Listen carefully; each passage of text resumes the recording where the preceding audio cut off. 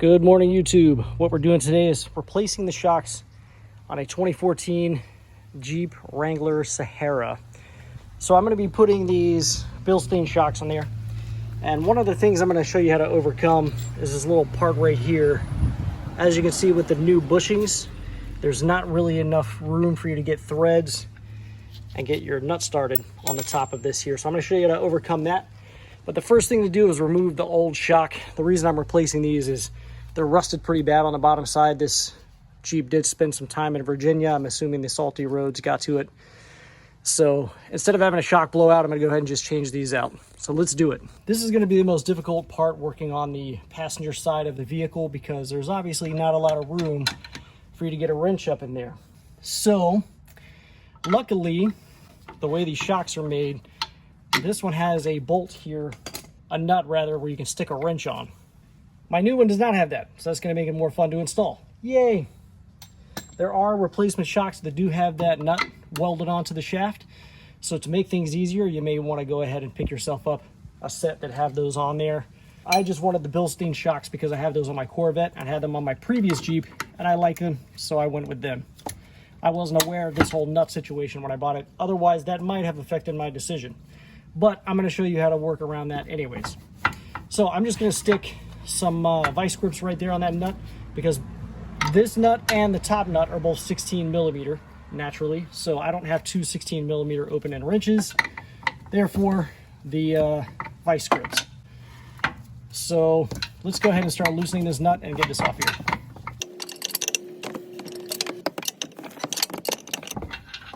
If you've got a bit of rust on those upper threads, you may want to put a little penetrating lube or something along those lines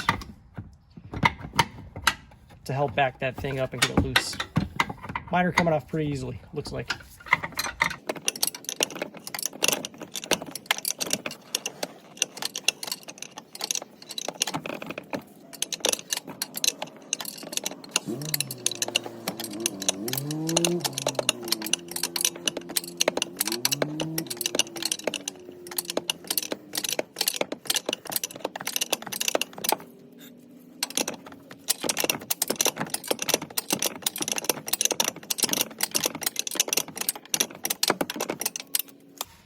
Now at this point, it may be easier. You see this nut is starting to get way up in there, and it's a little bit difficult to get the wrench on it.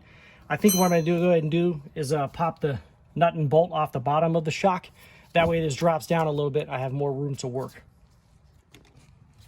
So now this nut and bolt is 18 millimeter on both sides. So I've got an 18 millimeter wrench on the back, 18 millimeter socket on the front.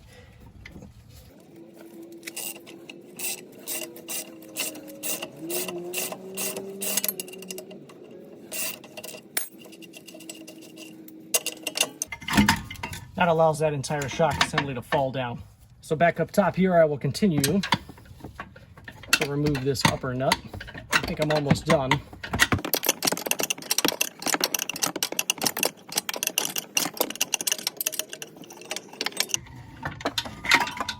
And there we have it.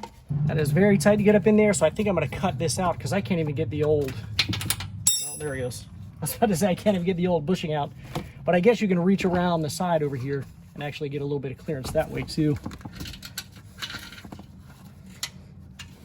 Yeah, you can do that. So that's another option, is kind of reaching around the side, but I still may end up giving this a little bit of a trim. That way I can reach up there a little easier for my new shock. Let's see what happens. So as you saw just a moment ago, getting up on top of there is a little bit difficult. So I'm going to go ahead and place my new bushing and my new washer, because the way those fit is like this, and you want to sandwich this mounting point between those two bits there. So I'm going to go ahead and place this up on top, because I'm not going to be able to get to it afterward. I make sure the little lip there drops down into the hole, and I'll show you what I mean up close. I mean, you can kind of see it here, but that's what you want to see, that little rubber bushing going down into the hole.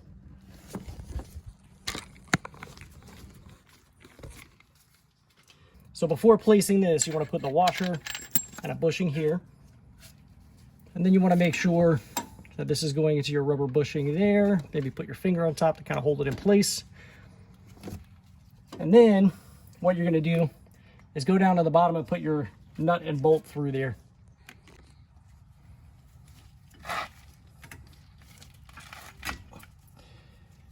That may need a little bit of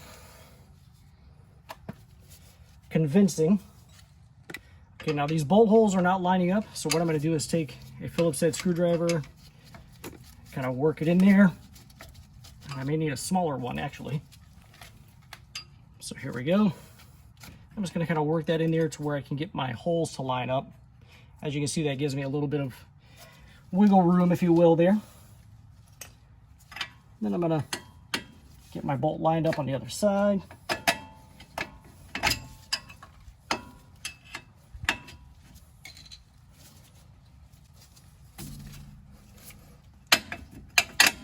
And get that through there.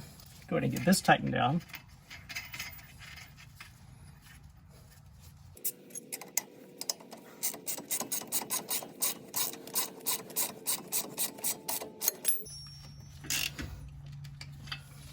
Right then, so now what I'm going to do is check to see, because I did push that up ever so slightly, and compression is the word I'm looking for, right on that bushing. Let's see if I can get this nut started on top. So what I'm encountering here is that washer is hitting this area right back here and won't let it go over the bushing. Compressing it down did give me a few threads when I compressed the bottom part of it with the nut. So what I need to do is compress this a little bit so that I can get a couple of threads started on that. My plan for this is to jack up the suspension a little bit to put a little more pressure on this here. So I've just placed another jack on this side of the suspension, and I'm going to raise it up a little bit.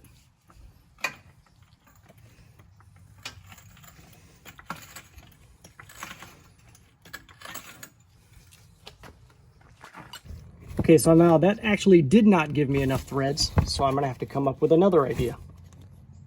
So now it does look like if I take a pair of channel locks and stick it on there, that we'll have a couple of threads, and you just need enough to get this nut started, really. So let's see if I can do a little finagling here. I may have to go from the other side. If I can do just enough to get this nut started here, because that's all we need again.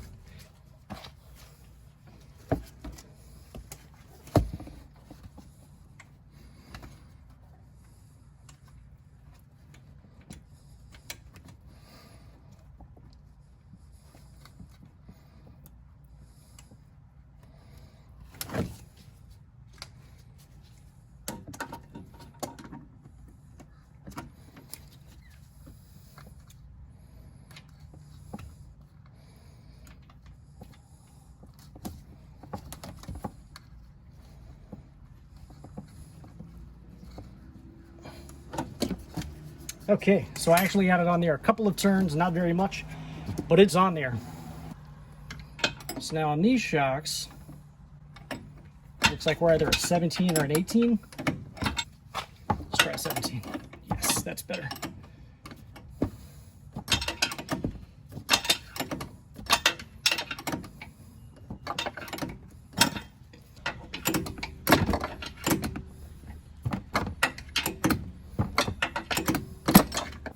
And it feels like my shaft is spinning, so that's awesome.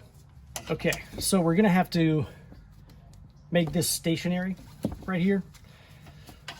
Theoretically, you could probably just grab it with a vice grip because your shock's never gonna travel that high up, but just for being on the safe side and not marring that all up, I'm gonna put some put a rag between there. Get it nice and tight where it's not going to mar up the thing, but it'll also hold it in place. And then let's continue trying to tighten this nut. And that is actually holding it in place. So let's get it nice and tight. Less than ideal way of doing this, but it seems to be working.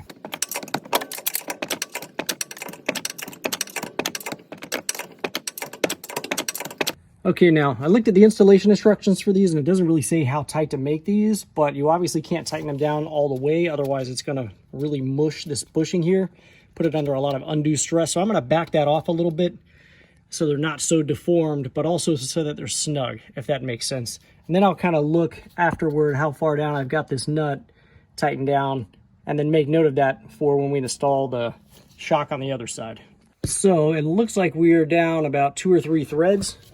And as you can see, I was successful in not marring up my shock tube, or my shaft for my shock tube. So I'm gonna push my dust cover back on. Make sure that's fully seated. And you can clean this up if you like. That way you don't have grease all over your nice new shocks that you've installed. And then that's it for this side. Now we're gonna go ahead and move on to the driver's side. But this was the hard side, so mission accomplished if you made it this far. So this side's gonna be the same as the other side. As you can see, there's a lot more room to work, so this is gonna be a lot faster and easier. And then guess what? The rear of the Jeep is gonna be even easier than this. So I started with the most difficult part first. That's how I like to roll. You can start either way, save the hardest part for last, or work it in the middle, whatever you wanna do.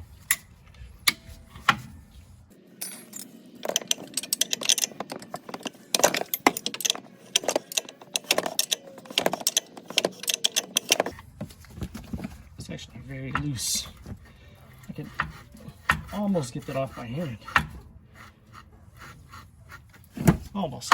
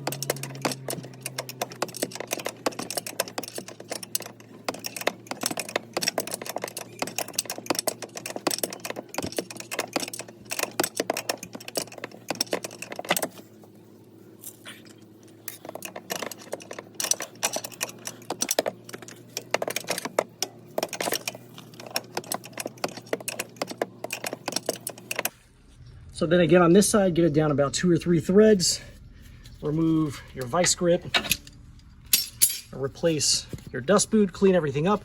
You're ready to move to the back, which is super simple.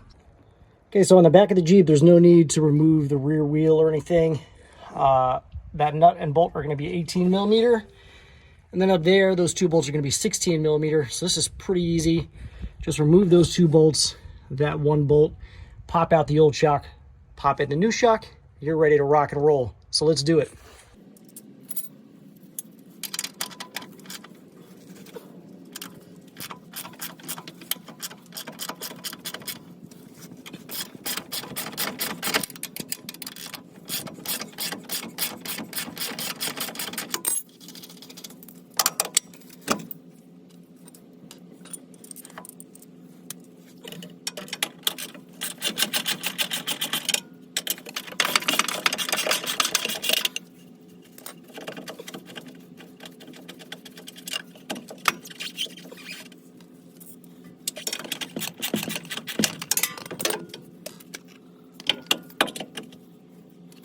Now, if you notice what I did here was I left one of the bolts in the body up here on the top. That way I could just slide the shock into position and then put the other bolts in. That way it kind of supports the weight. Not necessary, but may make things a little bit easier for you.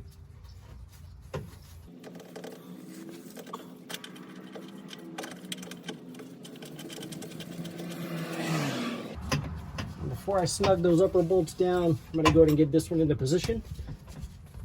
Get this shock into position, I should say. Which this thing just popped out on me when I was trying to pull it up.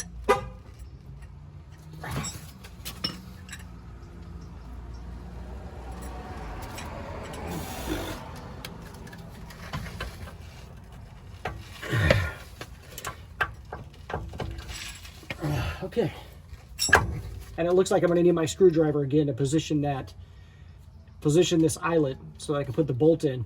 That may have actually been easier to do if you had the suspension unloaded. So if you would have raised up the vehicle. So there's a tip there. Maybe raise the vehicle on that side so that you don't have to push this up as far as I just did. I'm going to put the bolts in the other direction because I don't think it matters. Make things a little easier to get started.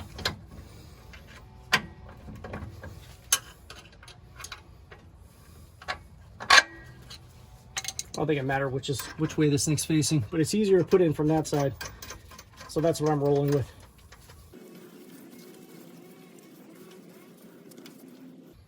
I'm not quite sure why that boot's wanting to look all crazy like that. But whatever, it doesn't matter.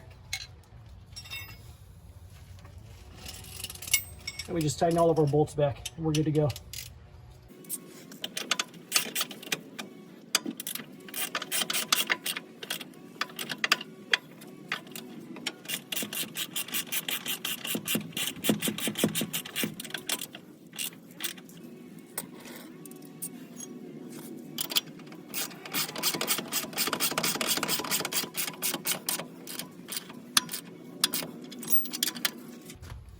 So there we have it. Do the same thing on the other side.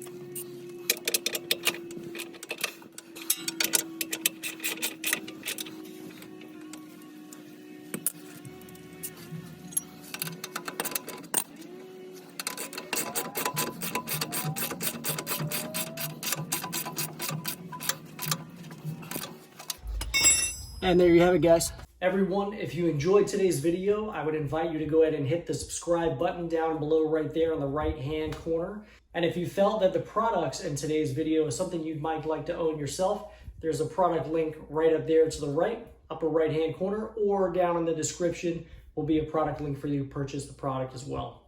Thank you very much for watching YouTube.